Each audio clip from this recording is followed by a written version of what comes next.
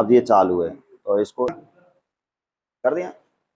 तो प्यारे बच्चों, अपन कालीबंगा सभ्यता को यहाँ पर देख रहे हैं। कुछ चीजें मैं एक्सप्लेन कर चुका हूँ, उसके बाद में अपना ये वीडियो बन रहा है। तो कालीबंगा सभ्यता आप एक बार मेरे साथ बोलने का प्रयास करना।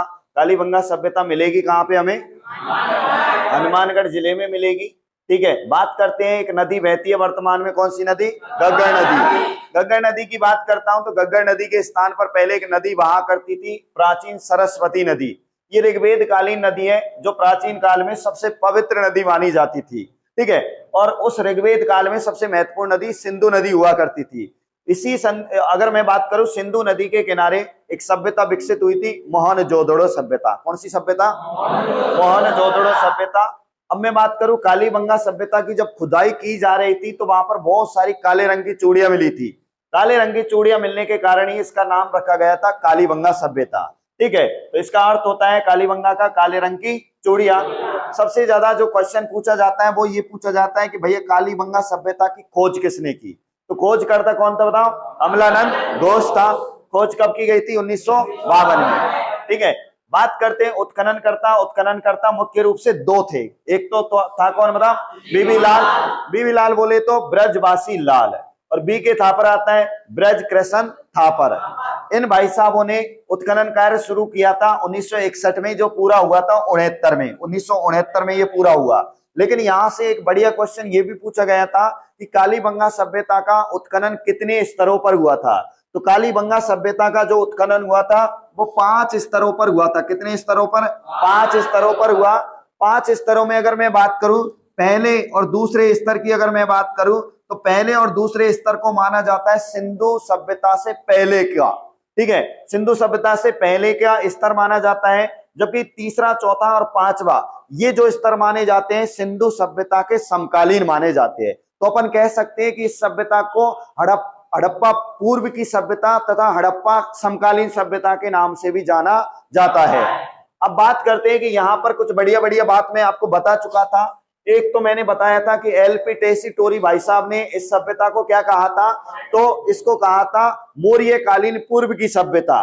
ठीक है, आपसे पूछ लिया जाएगा कि कालीबंगा सभ्यता को मौर्य कालीन पूर्व की सभ्यता किसने कहा? एलपी टेसीटोरी ने। लेकिन भाई साहब आते हैं दशरथ शर्मा, ये भी चुप नहीं रहते हैं, और ये हमारी कालीबंगा सभ्यता को क्या कहते हैं बताओ?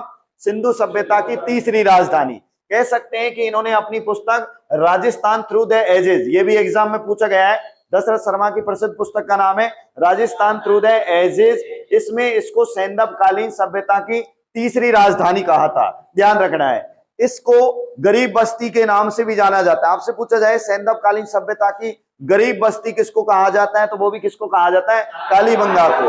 अगर आपसे पूछा जाए हमारे राजस्थान की सबसे प्राचीनतम, ठीक है, नगरीय सभ्यता अगर पूछा जाए तो वो कौन सी मिलेगी बताओ? कालीबंगा। जैसा कि आहड़ भी लिखा हुआ है यहाँ पे, आहड़ एक ग्रामीण सभ्यता है। आहड़ कैसी है? ग्रामीण।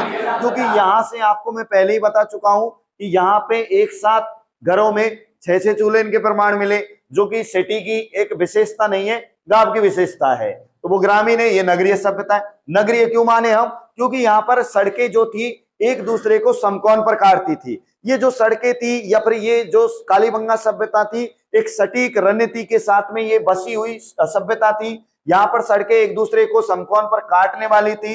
इस स्थिति को कहा जाता है चेसबोर्ड पद्धति कह सकते हैं, ऑक्सफोर्ड पद्धति कह सकते हैं। यहाँ के जो लोग रहते थे उनके घरों के दरवाजे सड़कों के पीछे की ओर खुलते थे। ठीक है, इसीलिए अनुमान लगाया कि भैया जब पीछे की ओर खुल रहे हैं तो लोग ज्यादा टेंशन में नहीं रहते होंगे, क्योंकि सड़कों की ओर खुलेंगे तो आए दिन कोई ना कोई कांड होता रहेगा, विवाद होता रहेगा। ये इस चीज से फ्री रहते थे, पीछे की तरफ ना, इनके दरवाजे आगे की तरफ ना खुल के पीछे की ओर खुलते थे, तो इसलिए इसको शांति प्रिय सभ्यता कहा गया है।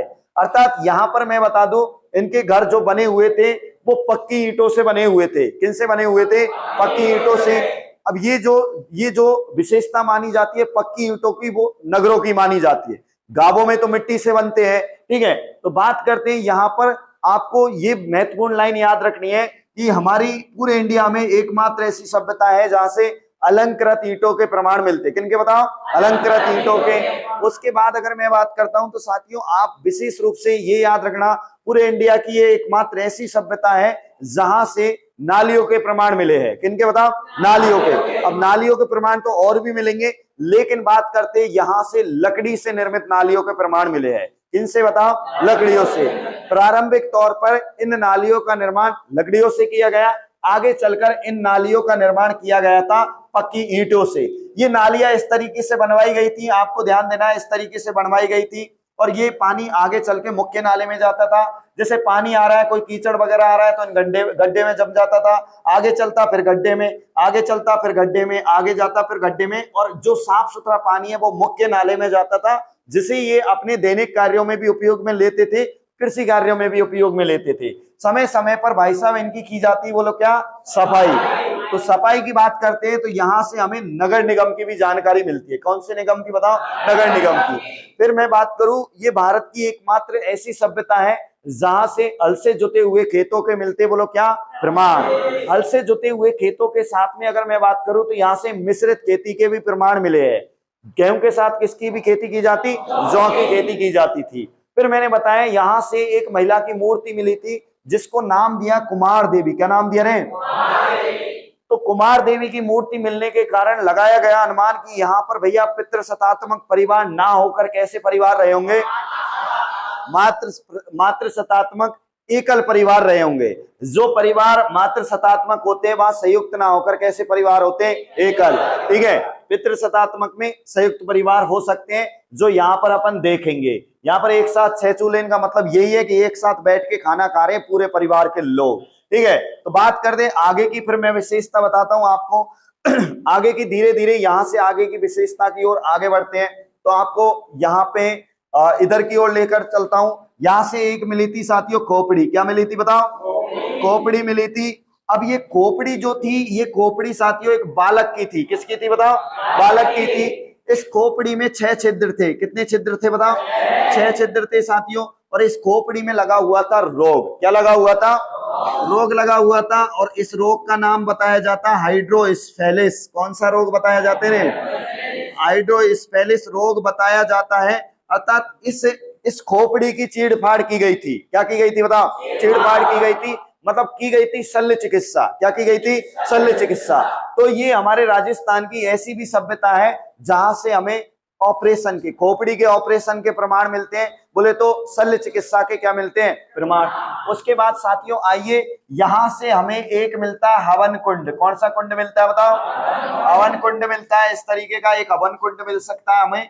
और इस हवन कुंड की अगर मैं बात करूं तो इस हवन कुंड में साथियों मिली थी हड्डी। क्या मिली थी बताओ? इस हवन कुंड में एक नहीं, यहाँ पे 7 हवन कुंडों के प्रमाण मिलते। कितने हवन कुंड? 7। उन हवन कुंडों में कहते हैं कि मिली थी हड्डियां मिली थी। अनुमान लगाया गया था कि इन हवन कुंडों में दी जाती होगी, बोलो क्या? बलि। तो बलि देने के प्रमाण भी हमें सबसे पहले कहां से मिलते हैं? कालीबंगा सभ्यता से। बलि देने के प्रमाण इसी सभ्यता से मिलते हैं। उसके बाद अगर मैं बात करूं कालीबंगा सभ्यता, ये एक संस्कृत में इसको बहुधान्यदायक के नाम से भी जाना गया है। ऋग्वेद काल में इसे संस्कृत में क्या कहा जाता है बताओ? बहुधान्यदायक के नाम से भी जाना गया है। ये भी आपको थोड़ा सा ध्यान रखना है। बहुधान्यदायक क्षेत्र के नाम से किसे जाना गया है? इसी कालीबंगा को जाना गया है। कालीबंगा के रूप में आपको विशेष रूप से याद रखना है, यहाँ पर जो पक्के घर थे वो ईंटों से निर्मित थे, जिनमें कैसी भी ईंट आती है बताओ? अलंकृत ईंटों के भी नाम मिलते हैं। अब इसको यहां तक रोक, फिर मैं इन बातों को लिखाता हूं।